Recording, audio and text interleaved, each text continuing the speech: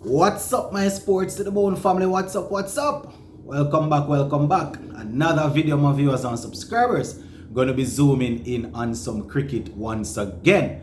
Alright, so we're gonna be taking a look at a couple of stories. We see where Gudakesh Motie is being backed by his coach Phil Simmons. Yes, man, Coach Phil Simmons had a couple of things to say, and he was actually talking about Gudakesh Motie's debut and what to expect going forward. So we're going to be sharing that. Plus, I was browsing around at the Sportskeeda website. We know Sportskeeda is they post a lot of cricket content, mostly about Indian players. Now they have put together a current all format 11. So, players that are good right across the board, Test, ODI, and T20. They have put together a all format 11. So I'm going to share the 11 names with you guys, and you will let me know in the comment section whether or not you agree with that list, and if there are any other players that you would have put in and who you would have taken out of this 11. But yeah, before we go down into all of that, remember to subscribe to the channel, my peeps. We are on our way to the big 10K. So just hit that subscribe button. Remember to share the video also, leave a like and drop a comment. All right, so recently, they recently concluded first test match between West Indies and Bangladesh. We had Gudakesh Motie making his debut, and he wasn't actually very fruitful with ball. He bowled, I think it was about 16 overs, conceded could have been about 43 runs, and he went wicketless.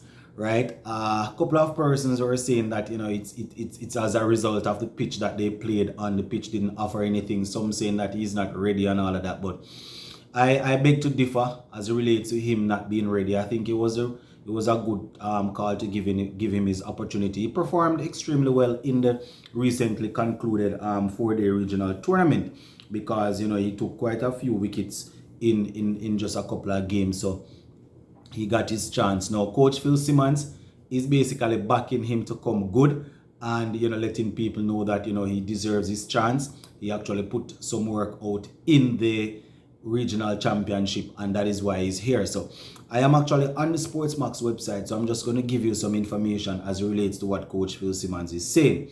Now, before we go down to Coach Phil Simmons, we are saying the 27-year-old did not have much of an impact with the ball, but we all remember that unbeaten 23 that really helped us somewhat. Now, Phil Simmons is quoted as saying, and I quote, "He scored 100 in the championship, so he can hold the bat, right? And he can score like we saw, but his bowling is going to improve or needs to improve." Right? He went on to say, I think when you play in your first test match, there's always nerves, there's a lot of things, but his bowling is going to improve. So Phil Simmons just basically reiterating that his bowling will improve. The first test match, there's going to be some amount of nerves. You're going to learn the art of how to bowl in test cricket. It's a little bit different from the 4-day cricket. You understand the intensity is a little bit different, the line and the length that you are bowling, that would probably be allow you to get wickets in the championship, West Indies regional championship. You might not get wickets with those lines. You have to tighten it up a little bit more. Plus, he went up against Bangladesh, and these players are relatively good players of spin. So Coach Phil Simmons just reminding us that he definitely will improve, and as we would have seen, he can hold the bat, he can hang around, and he would have shown that in the championship with that century that he had. But as we know, his primary role in the team is to operate as a spinner. So we definitely want to see him picking up some wickets for us. Now, for those who don't remember how he actually got into the team, Motie is a consistent performer as it relates to regional cricket. But the recently concluded championship, he actually claimed 17 wickets in 5 matches, and that is what I believe would have turned the eyes and the heads of the selectors, basically saying, all right, we're not going to use Cornwall, we're not going to use Chase, let us try Gudakesh Motie with a little bit of difference, a little bit of left arm spin, plus he would have scored that century. And once you score a century, you could be a number 11 batsman.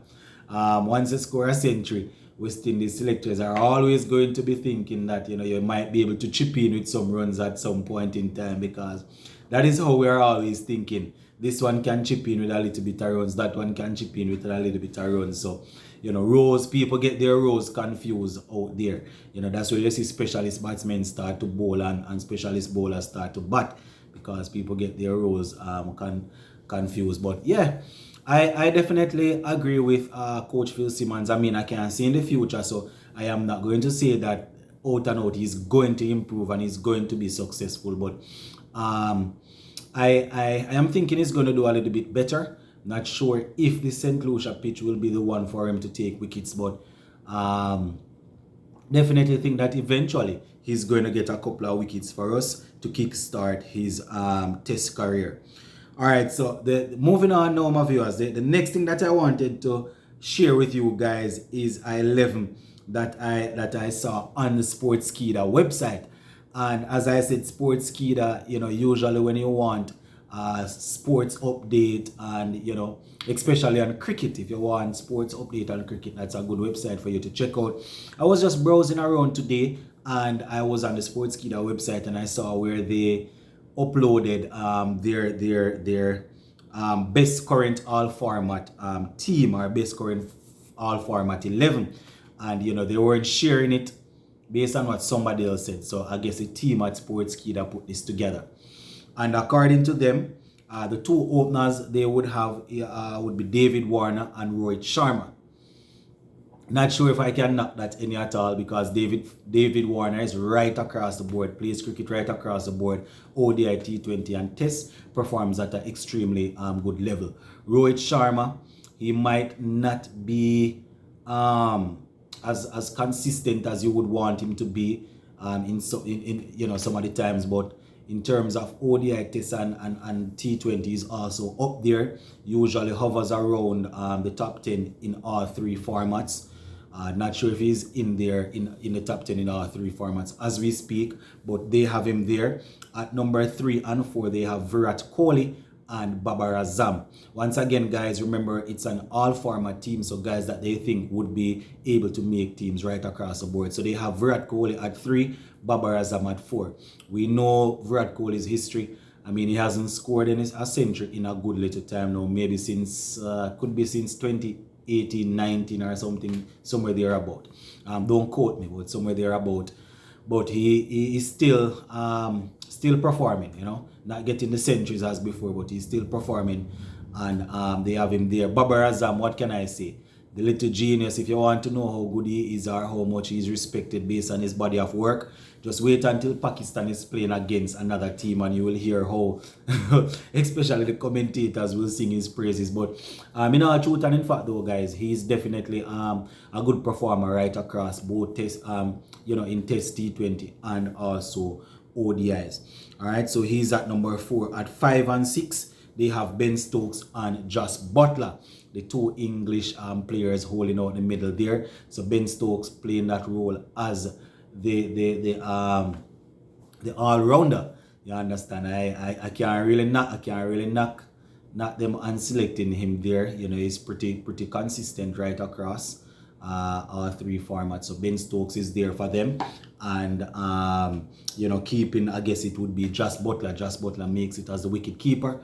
You know, we see how dangerous he is in T20. We see how dangerous he is in ODIs. He made a century against Netherlands the other day. You know, Test cricket is usually very good, but you know, we don't see him in Test cricket as often as we probably would have wanted to. But you know, he's definitely good in that also.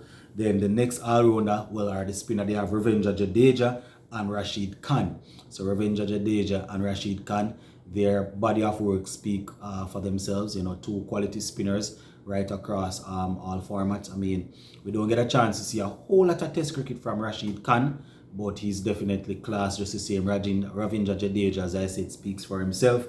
And they're finishing it off with Josh Hazelwood, Jasprit Bumrah and Trent Bolt. Yeah, right. So those are the pace bowlers there. Josh Hazelwood, Jasprit Bumrah and Trent Bolt. Once again, can't to argue with those players. Yeah, they are definitely doing their thing. Pat Cummins is usually very good in Test cricket, does his thing in ODI, but he's not as effective in T20 right now as these guys.